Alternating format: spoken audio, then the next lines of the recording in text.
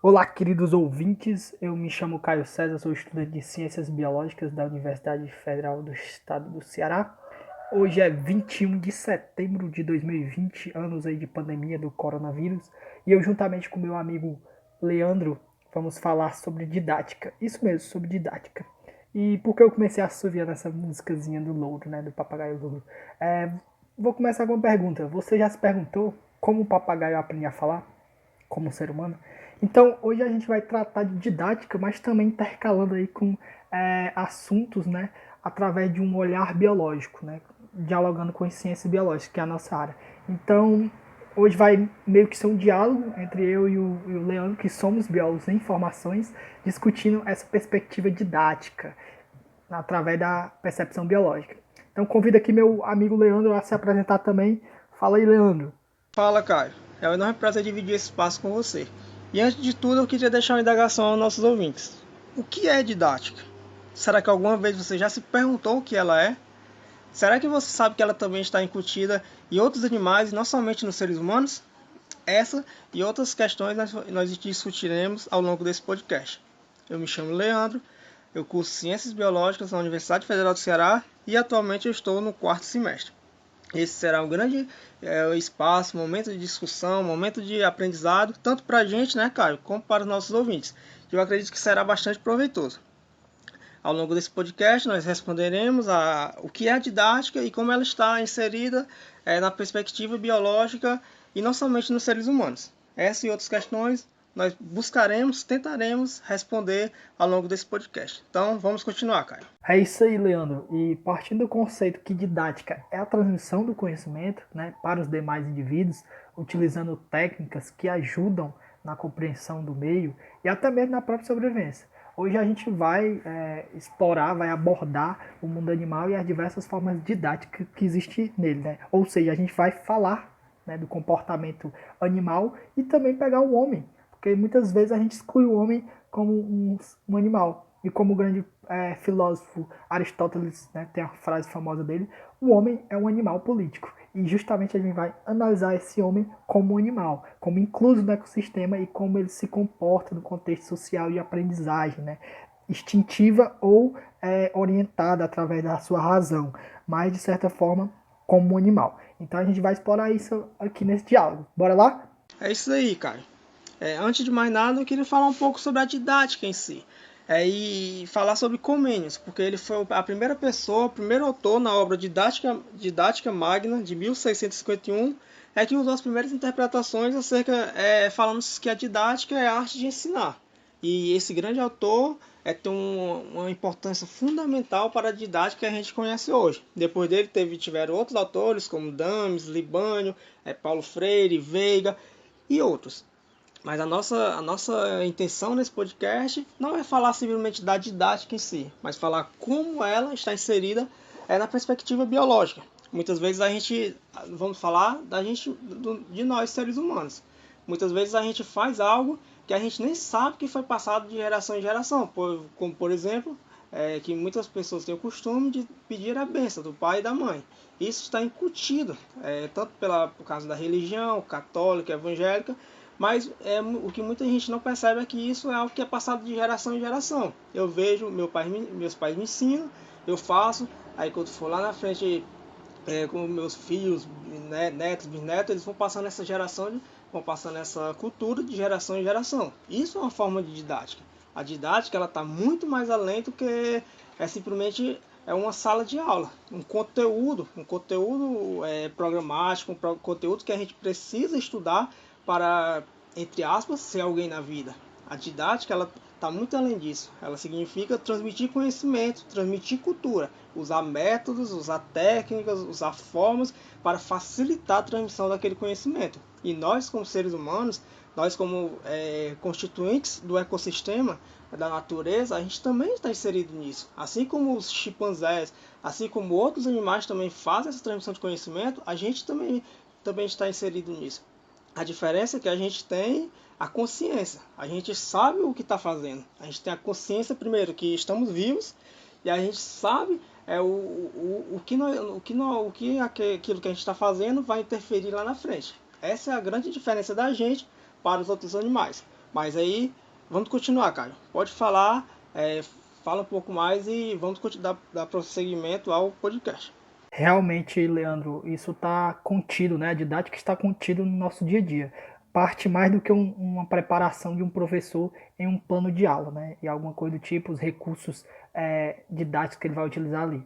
Mas quando falamos, né, em processo de aprendizagem e analisamos isso no reino animal, notamos que existe espécies com cuidado parental maior que outra, né? Isto é, espécies que cuidam dos seus filhotes por um longo tempo, até chegar na fase de maturidade, onde eles podem se virar por conta própria.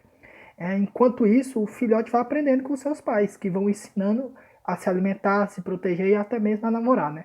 Então, a didática, se a gente for pegar nesse aspecto animal, ela tem também a questão instintiva, né? Como a gente pode notar nessas relações humanas e animais.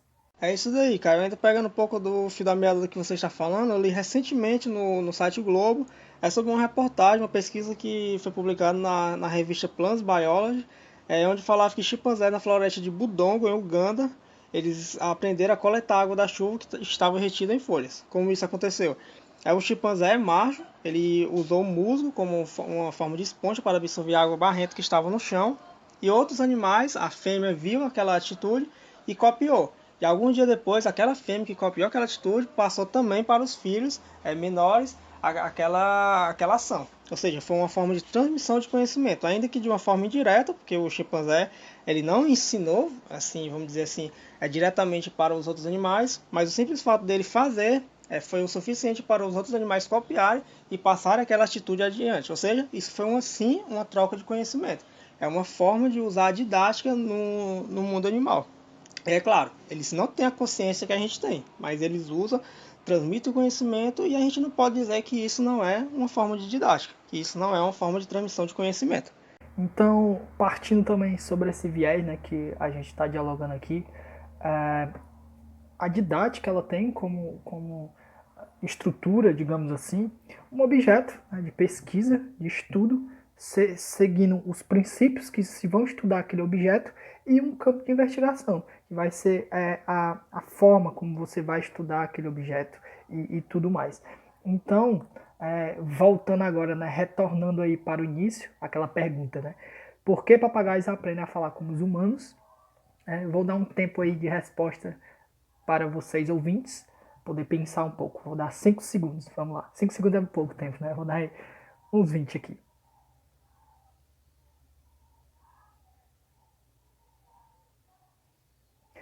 Bem, a resposta, de forma resumida, seria para fazer amizade. Isso mesmo, para se comunicar com seus semelhantes, para se enturmar e dessa maneira a vida em grupo garante a proteção, né? Ou seja, alimentação, dentre outras vantagens, né? Os pássaros, eles, principalmente os papagaios, esses espécies de psitacídeos, eles têm essa característica de se enturmar em grupo.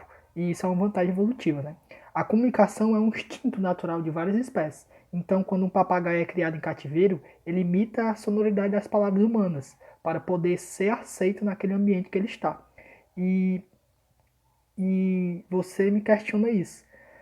Isso não é aprender, né? Você pode estar se perguntando. É apenas um comportamento condicionado, na verdade, né?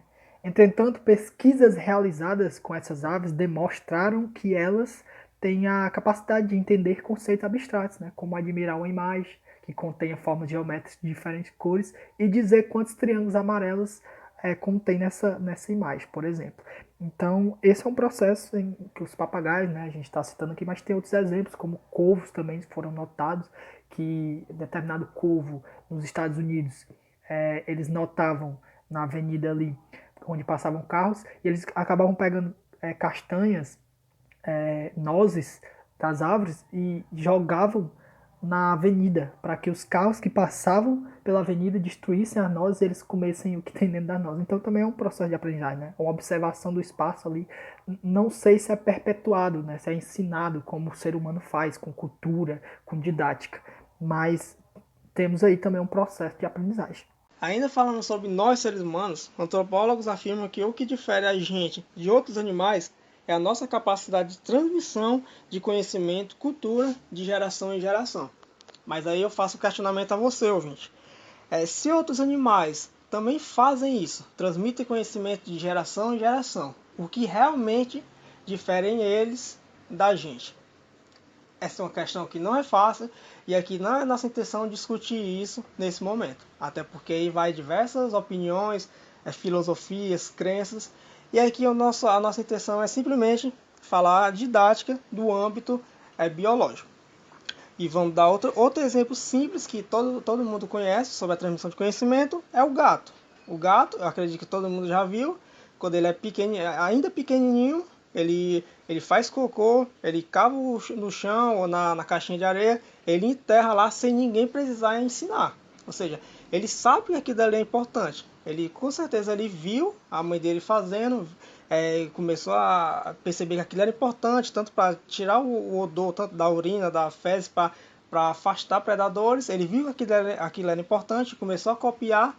Ou seja, isso foi uma transmissão, um conhecimento que ele aprendeu de geração em geração. E ninguém precisa ensinar para eles. Eles próprios, ao longo da geração, vão repetindo isso. Isso é uma transmissão de conhecimento. Isso é uma forma de didática também. Bem, como diz o ditado, tudo que é bom dura pouco, né? Foi um prazer estar dialogando aqui contigo, Leandro, sobre didática, sobre biologia, sobre tudo da vida, né? Eu queria que fosse pessoalmente, né? Um diálogo nessa pandemia só está sendo possível através de formas virtuais, online, mas dessa forma a gente ainda está se conectando e construindo conhecimento. Então, um prazer imenso estar dialogando contigo. Desde já deixo aqui, agradeço aos ouvintes, às pessoas que estão nos escutando. Se você tem alguma coisa a acrescentar, pode estar comentando aí. E, bem, eu sou o Caio César e esse foi o diálogo com o Carlos Leandro. Se quiser falar alguma coisa, Leandro, aí pode se despedir. Esse é o momento. Que pena que acabou esse espaço, mas o prazer foi todo meu, cara, de estar dividindo esse espaço contigo. E se tratando de biologia, eu acredito que a gente poderia passar horas e horas conversando, falando sobre biologia, que é um assunto que a gente gosta bastante. Mas eu tenho certeza que esse foi um momento proveitoso, a gente pôde explanar um pouco, né? Não deu para falar tudo, obviamente, mas a gente pode falar um pouco, explicar sobre o que é didática no âmbito biológico. Eu tenho certeza que foi um momento bastante enriquecedor. E para você também, ouvinte, eu agradeço você que ouviu esse podcast, você que gostou, você que gostaria de outros podcasts, pode falar, tiver alguma dúvida, pergunte, diga pra gente o que você gostou, o que você não gostou, que isso é uma forma da gente melhorar isso que a gente está começando agora. E é isso, eu agradeço a todos que ouviram, agradeço a você, Caio César, e esse foi o nosso podcast, comigo, Leandro e Caio César.